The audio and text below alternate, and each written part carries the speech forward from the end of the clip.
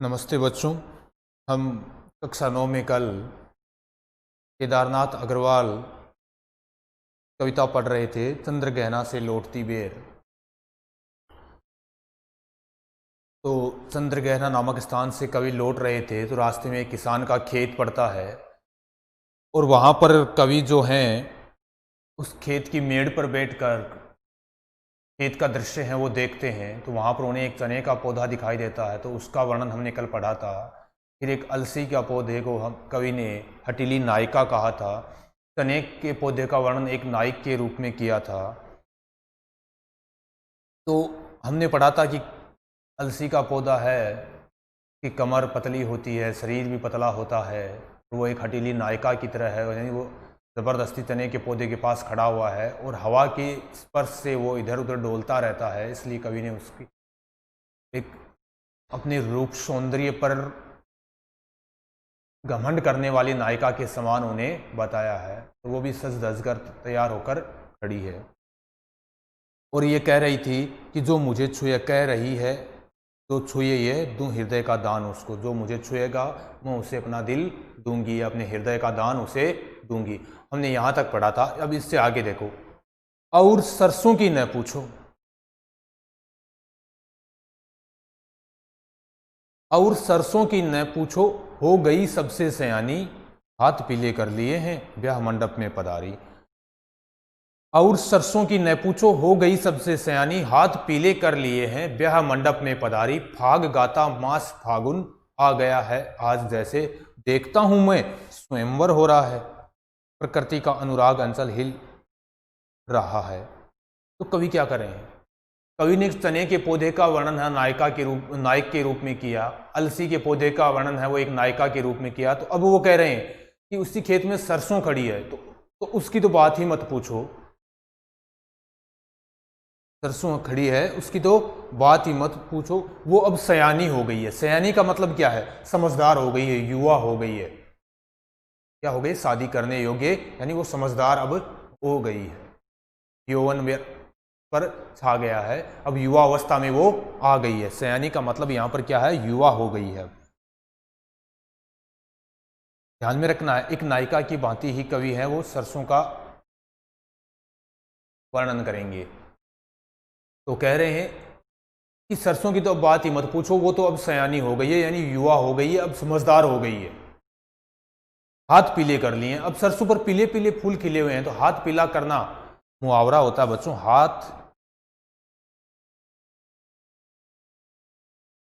पीला करना मतलब शादी करना। मुहावरे का अर्थ क्या होता है? शादी करना।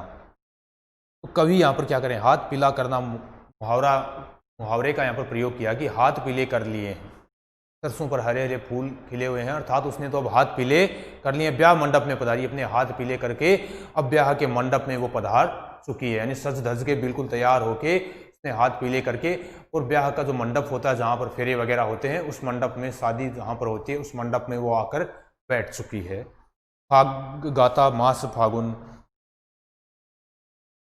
फाग का मतलब क्या होता है बच्चों? होली के अवसर पर गाने जाने वाला एक लोकगीत होता है। फाग क्या होता है? होली के अवसर पर गाया जाने वाला गीत।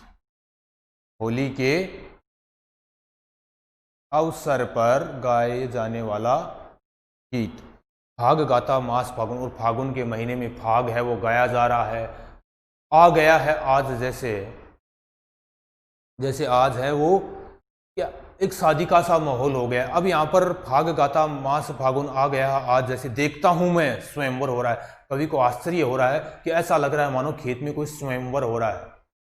क्यों? क्योंकि चने का पौधा नायक बन के का वर्णन किया, अलसी का पौधा नायिका बना हुआ है, सज धज के तैयार खड़ा, सरसों है वो भी नायिका बनी हुई है, हाथ पीले करके शादी करने के लिए वो मंडप में पधार चुकी है। तो ऐसा लग रहा है कि उस खेत में, कवि को आश्चर्य सा हो रहा है कि मानो खेत में कोई स्वयंवर हो रहा हो। तो कवि ने यहाँ पर ये क्यों कहा है?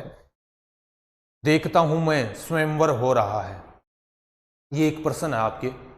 देखता हूं मैं स्वयंवर हो रहा है, कवि ने ऐसा क्यों कहा है?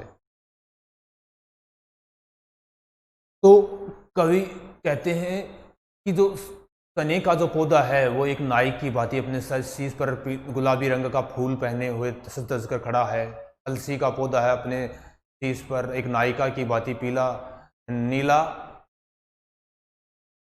फूल धारण कर रखा है, सरसों भी पीली हो चुकी है, तैयार सज धज के। तो ऐसा लग रहा है मानो नायक और नायिका सब आ चुके हैं और अब स्वयंवर यहाँ पर होने वाला है। अब यहाँ पर सरसों को सयानी कहकर कवि क्या कहना चाहते हैं?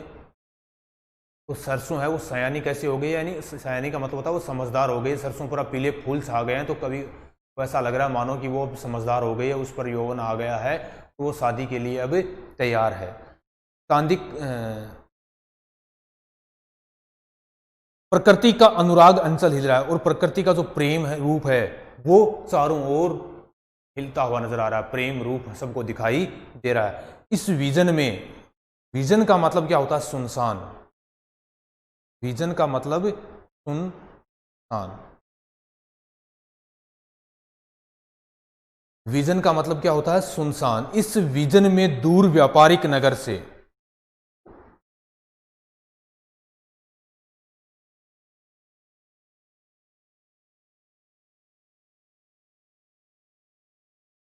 इस विजन में दूर व्यापारिक नगर से प्रेम की प्रिय भूमि उपजाऊ अधिक है। अब यहां पर ध्यान रखना है बच्चों, इस विजन में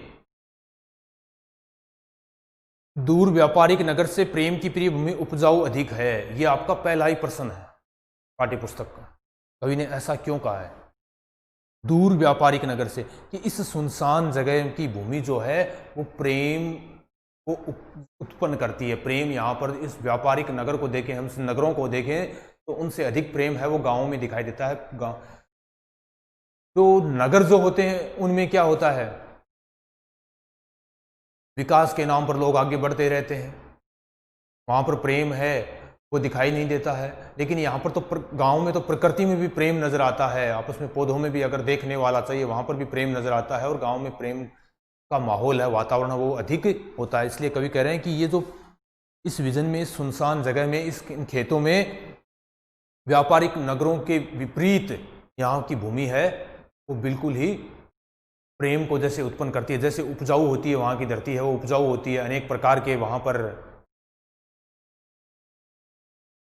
फसलें पैदा होती हैं, तो वैसे ही वो प्रेम को भी उत्पन्न करने वाली होती है। गाँवों के लोगों में अधिक संप होता है, वो एक साथ मिलकर आगे बढ़ते हैं। प्रेम व्यवहार जो है वो आपस में गाँवों में शहरों से कहीं अधिक होता है, इसलिए कवि ने ऐसा कहा है। और पैरों के तले है एक पोखर, उठ रही हैं उसमें लहरियां। और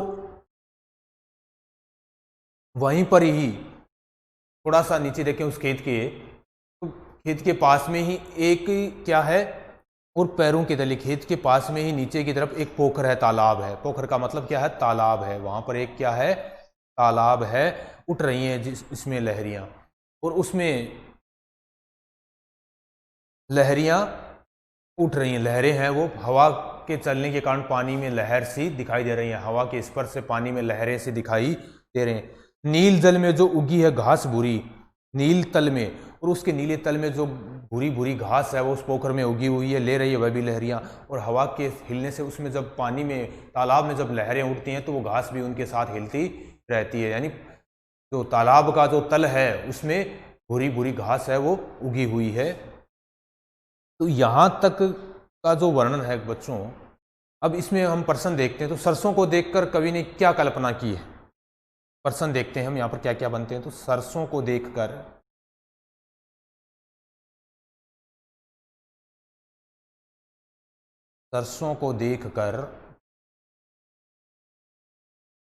कवि ने क्या कल्पना की है? सरसों को देखकर कवि ने क्या कल्पना की है? तो सरसों को देखकर कवि ने कल्पना की है कि सरसों के ऊपर पीले फूल छाए हुए हैं, तो ऐसा लगता है मानो कि वो अब समझदार हो गई है और वो सज धज करके अपने हाथ पीले करके विवाह मंडप पर पहुंच गई है। ठीक है। दूसरा है, देखता हूं मैं स्वयंवर हो रहा है। कवि ने ऐसा किस कारण कहा है? देखता हूं मैं स्वयंवर हो रहा है। तो कवि ने ऐसा किस कारण कहा? कवि ने ऐसा किस कारण कहा है? ऐसा किस कारण कहा है। तो कवि ने चने के पौधे का नायक के रूप में वर्णन किया, वो भी सज धज कर बिल्कुल दूल्हा सा बनकर तैयार खड़ा है। अलसी के पौधे का वर्णन किया तो वो भी एक हठीली नायिका की तरह किया है। और सरसों के पौधे का वर्णन एक समझदार युवती के रूप में किया, नायिका के रूप में किया है, जो कि अब शादी के लिए तैयार हो गई है। तो सब सजे धजे खड़े हैं, इसलिए कवि ने कहा है कि ऐसा लग रहा है मानो खेत में कोई स्वयंवर चल रहा हो। फिर है प्रकृति का अनुराग अंचल से कवि का क्या आशय है कि प्रकृति का अनुराग अंचल की प्रकृति अंचल का मतलब क्या होता है? आंचल, ओढ़नी जैसे होती है ना, तो प्रकृति का जो प्रेम रूपी आंचल है वो हिल रहा है। तो प्रकृति का अनुराग अंचल से कवि का क्या आशय है कि प्रकृति का जो प्रेम रूप है उसका आंचल है वो इधर उधर हिलता हुआ नजर आ रहा है फसलों के माध्यम से। फिर है भूरी घास में लहरियां क्यों उठ रही हैं?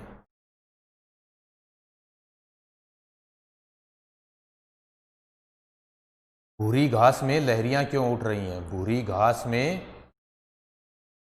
लहरियां क्यों उठ रही हैं, ऐसा कवि ने क्यों कहा है? क्योंकि वो भूरी घास है वो सागर के तल में उगी हुई है, सागर के पोखर के तल में उगी हुई है। तो जब हवा चलती है तो वो पानी हिलने लगता है पोखर का, और उसके साथ वो घास भी है वो लहरें लेने लगती है, हिलने लगती है। तो अगर ये यहाँ तक जो पद्यांश है वो आता है और उसमें आपको कोई भी प्रश्न पूछे जाएं तो उनके उत्तर इस प्रकार से आपको देने हैं। व्याख्या की जगह मैंने आपको पहले भी बताया था कि आपको प्रश्न उत्तर दिए जाएंगे और पद्यांश मिलेगा, नीचे प्रश्न उत्तर रहेंगे तो उनके उत्तर देने हैं। तो अब मैं बच्चों आपको एक बार फिर इतने का अर्थ मैं फिर से बता रहा हूँ सीधा सीधा, आप ध्यान से देखिए। और सरसों की न पूछो हो गई सबसे सयानी, कवि कह रहे हैं कि सरसों की तो बात ही मत करो, वो तो सबसे समझदार हो गई है, युवा हो गई है, हाथ पीले कर लिए हैं, ब्याह मंडप में पधारी। उसने अपने हाथ पीले करके वो विवाह मंडप पे पधार चुकी है, जैसे विवाह की तैयारी कर रही है। फाग गाता मास फागुन, और फागुन के महीने में फाग है वो गाया जा रहा है, यानी फाग क्या होता है? होली के अवसर पर गाया जाने वाला एक गीत होता है। देखता हूं मैं स्वयंवर हो रहा है, कवि को आश्चर्य हो रहा है कि ऐसा जो सब पौधे हैं वो सज धज के तैयार होकर खड़े हैं। जिस प्रकार से कवि ने वर्णन किया है तो वो कहते हैं कि ऐसा लग रहा है मानो सारे पौधे सज धज के नायक और नायिका के रूप में खड़े हैं। तो ऐसा लग रहा है कि खेत में कोई स्वयंवर हो रहा है। प्रकृति का अनुराग अंचल हिला, और प्रकृति का जो प्रेम रूपी आंचल है वो खेतों में लहराता हुआ नजर आ रहा है।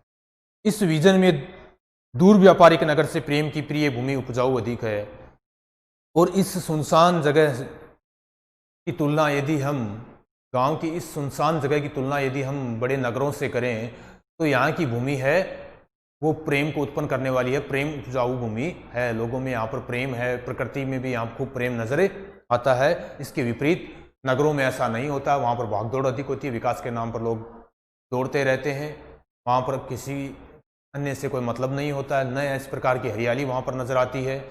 तो कवि कहना क्या चाह रहे हैं कि गांव और शहर में बहुत अंतर होता है। शहरों में इतना अपनापन है वो देखा नहीं जाता जितना गांव में देखने को मिलता है। फिर कवि आगे क्या कह रहे हैं? और पैरों के तले है एक पोखर, और उसी खेत के नीचे की तरफ एक पोखर है, एक तालाब है, उठ रही है इसमें लहरियां, और हवा के स्पर्श के कारण उस पानी में लहरें सी उड़ती नजर आ रही हैं। नील तल में जो उगी है घास बुरी ले रही वह भी है लहरियां, और उसके नीले तल में समुद्र के नीले सागर के नीले तल में पोखर तालाब के नीले तल में भूरी भूरी घास है वो उगी हुई है, और वो घास भी हवा के साथ लहरियां ले रही है। तो अब इससे आगे का देखिए।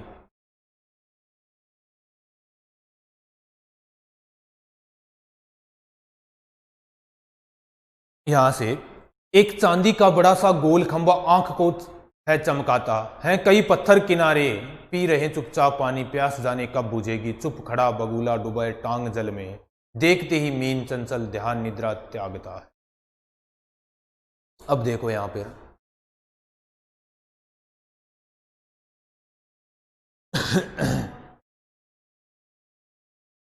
एक चांदी का बड़ा सा गोल खंबा आंख को है चमकाता। अब क्या होती है, सूर्य की जब रोशनी, उस तालाब की बात कभी कर रहे थे ना कि खेत के निचले तरफ एक तालाब बना हुआ है, उस पर जब सूर्य की किरणें पड़ती हैं तो वहां पर एक चांदी का सा खंबा नजर आता है, उसके प्रकाश से चांदी की तरह एक खंबा सा नजर आने लगता है, गोल खंबा सा नजर आने लगता है। सूर्य गोल होता है और उसका प्रकाश जब जल में पड़ता है तो वहां पर एक खंबा सा जो आंख को चमकाता है, यानी ढंग से दिखाई भी नहीं देता है। कई पत्थर किनारे पी रहे चुपचाप पानी, और उस पोखर के, उस तालाब के किनारे कई पत्थर पड़े हुए हैं जिन पर पोखर के तालाब का पानी है वो बार बार आकर टकरा रहा है। तो कई दिनों से पानी उसको पीते जा रहे हैं, प्यास जाने कब बुझेगी, लेकिन फिर भी उनकी प्यास बुझ नहीं रही है। अर्थात जो पोखर के चारों ओर जो पत्थरों की जो दीवार है उस पर पानी टकराता रहता है, लेकिन फिर भी उनकी प्यास है वो बुझ नहीं रही है। अर्थात पत्थर है, पत्थरों को लगातार पानी टकराएगा लेकिन पत्थर पानी पीता थोड़ी है, तो उनकी प्यास थोड़ी बुझती है। तो कभी कह रहे हैं कि न जाने उनकी प्यास कब बुझेगी, वो वहीं पर पड़े हैं। चुप खड़ा बगुला डूबे टांग जल में, और वहीं पर पास में एक बगुला पक्षी है, वो पानी में अपनी टांग जल में अपने उस पानी, पोखर के पानी के ऊपर खड़ा हुआ है, चुपचाप खड़ा हुआ है। देखते ही मीन चंचल ध्यान निद्रा त्यागता। मीन का मतलब होता है मछली, और ध्यान निद्रा का मतलब होता है ध्यान रूपी नींद, अर्थात नकली नींद। ध्यान रूपी नींद, रूपक अलंकार है यहाँ पे। ध्यान रूपी नींद यानी नकली नींद, नींद का बहाना कर रहा बगुला जो होता है वो सात्विक पक्षी होता है। तो वो इस प्रकार से आंखें बंद करके बैठता है जैसे वो सो रहा हो, और जब भी उसे मछली दिखाई देती है, मीन चंचल, जब भी वो चंचल मछली उन्हें दिखाई देती है तो तुरंत उसका शिकार कर लेता है। तो कवि क्या करेंगे, चुपचाप एक बगुला है वो ध्यान लगाए हुए, नकली नींद लिए हुए वहां पर चुपचाप खड़ा है, और जैसे ही उसे मछली नजर आती है, चंचल मछली नजर आती है, तो वो उसका शिकार कर लेता है।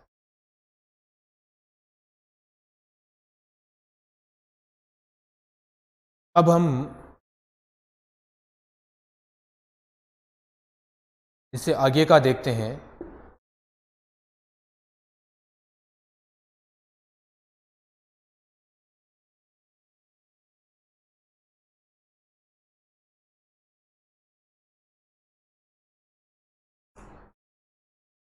इससे आगे है, चट दबाकर चोंच में नीचे गले के डालता है। और बगुला जो है वो बात कर रहे थे कि चुपचाप वो ध्यान लगाए, नकली नींद लिए चुपचाप खड़ा रहता है, और जैसे ही उसे मछली नजर आती है तो तुरंत उसका शिकार करता है, चट अपनी चोंच में उसे दबा लेता है और अपने गले के नीचे, अर्थात उसको शिकार करके उसको खा लेता है। नीचे गले के डालता, नीचे गले के डालता अर्थात पेट में ले लेता है। एक काले माथ वाली चतुर चिड़िया श्वेत पंखों के झपाटे मार फौरन टूट पड़ती है भरे जल के हृदय पर। एक उजली चटुल मछली चोंच पीली में दबाकर दूर उड़ती है गगन में, दूर उड़ती है गगन में।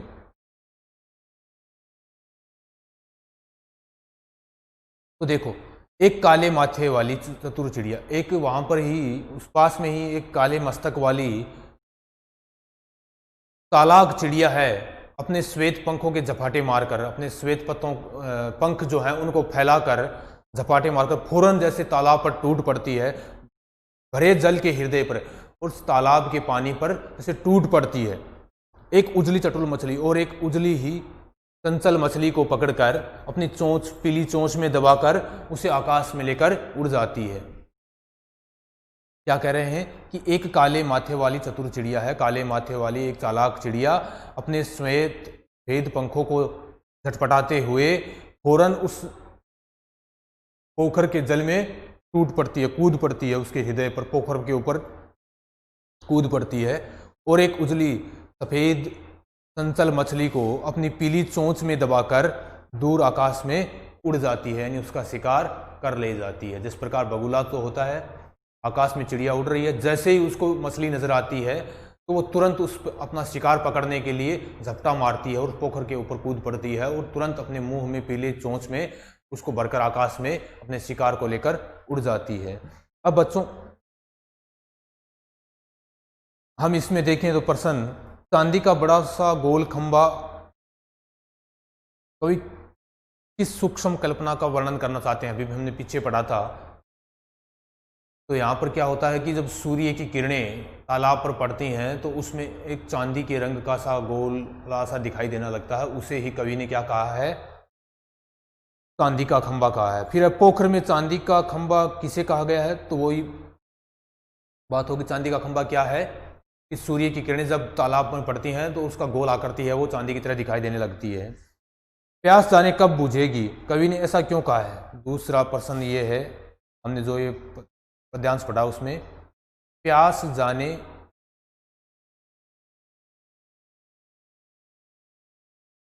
कब बुझेगी, कवि ने ऐसा क्यों कहा है। यानी उस तालाब के चारों ओर जो पत्थरों की दीवार है उसमें पानी टकराता रहता है, तो कवि ये कल्पना कर रहे हैं कि मानो वो पत्थर हैं लगातार पानी पी रहे हैं फिर भी उनकी प्यास है वो बुझ नहीं रही है। बगुला ध्यान निद्रा में जल में क्यों खड़ा है। फिर प्रश्न है, बगुला जो है, बगुला ध्यान निद्रा में जल में क्यों खड़ा है, जल में क्यों खड़ा है। तो बगुला जो होता है अपनी नकली नींद के माध्यम से ध्यान लगाकर वो मछलियों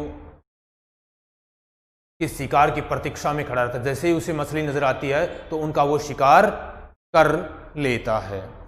फिर है, काले माथे की चिड़िया कहाँ से और किस पर टूट पड़ती है, तो आसमान की तरफ से उड़ती हुई आती है और जल में जो मछली जो दिखाई देती है उस पर टूट पड़ती है। तो ये प्रश्न इतने में से ये रहेंगे। अब बच्चों एक बार फिर हम जहाँ से शुरू किया था वहाँ से आते हैं, जहाँ से हमने शुरू किया था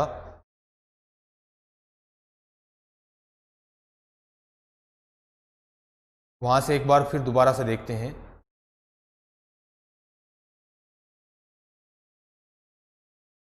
सीधा सीधा मैं अर्थ बता रहा हूँ, प्रश्न आपको बता ही दिए हैं, अब सिर्फ आपको अर्थ ध्यान में रखना है इन पंक्तियों का। हो गई सबसे, सरसों की तो बात मत पूछो, हो गई सबसे सयानी हाथ पीले कर लिए। कभी कह रहे हैं कि सरसों की तो बात ही मत करो, वो तो अब समझदार हो गई है, युवा हो गई है, विवाह योग्य हो गई है। हाथ उसने अपने हाथ पीले करके, अर्थात हाथ पीले करने का मतलब क्या होता है, सरसों को पीले पीले फूल आने लगते हैं। जब फाल्गुन मास आया है, वसंत ऋतु जब आती है, फाल्गुन का महीना जब आता है तो सरसों पर पीले फूल खिलने लगते हैं। तो कवि कह रहे हैं कि मानो ऐसा लग रहा है जैसे उसने अपने हाथ पीले कर लिए और वो समझदार होकर शादी के मंडप में पधार चुकी है। और उसी समय फागुन मास के अंदर फाग है वो गाया जाता है, होली के गीत गाए जाते हैं। आ गया है जैसे आज, देखता हूँ मैं स्वयंवर हो रहा है, तो ऐसा लगता है खेत में मानो चने का पौधा नायक बनकर खड़ा है, अलसी और सरसों के पौधे नायिका बनकर खड़े हुए हैं। तो ऐसा लग रहा है कि खेतों में कोई स्वयंवर चल रहा हो, प्रकृति का अनुराग अंचल हिल रहा है और प्रकृति जो है उसका प्रेम रूपी आंचल है वो खेतों में लहराता हुआ नजर आता है। इस विजन में दूर व्यापारिक नगर से प्रेम की प्रिय भूमि उपजाऊ अधिक है। तो इस सुनसान जगह में अगर हम नगरों की बात करें तो ये सुनसान जगह जो है, गांव की जो भूमि है वो प्रेम की प्रिय भूमि होती है। यहाँ पर प्रेम को ये उपजाऊ उत्पन्न करने वाली भूमि होती है। जैसे प्रश्न आपका एक यहीं पर ही है, पहला प्रश्न, इस विजन में डॉट डॉट डॉट अधिक है पंक्तियों में नगरीय संस्कृति के प्रति कवि का क्या आक्रोश है और क्यों। तो शहरों के अंदर प्रेम है वो सिर्फ युवक युवतियों में नज़र आते हैं जो कि छुपकर प्रेम करते रहते हैं, बाकी कहीं पर भी प्रेम नज़र नहीं आता है। शहरी जीवन होता है उसमें शोरगुल वगैरह जो होते रहते हैं, लेकिन प्रेम आपस में जिस प्रकार गाँवों में लोगों में संप होता है, आपस में लगाव होता है, वैसा शहरों में नहीं होता है। तो कवि कह रहे हैं कि इस सुनसान जगह में अगर हम नगरों की बात करें, बड़े शहरों की बात करें, तो वहाँ से ये वातावरण बहुत अच्छा है, यहाँ पर ये प्रेम की भूमि है, यहाँ पर प्रेम ही प्रेम उत्पन्न होता है। फिर है, और पैरों के तले एक पोखर उठ रही हैं उसमें लहरियाँ। कवि कह रहे हैं कि खेत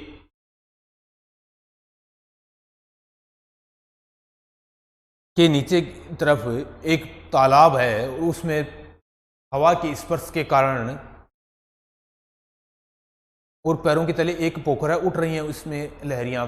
खेत के नीचे की तरफ एक तालाब है और हवा के स्पर्श के कारण पानी में लहरें उठ रही हैं, उस पानी तालाब के पानी में लहरें उठ रही हैं।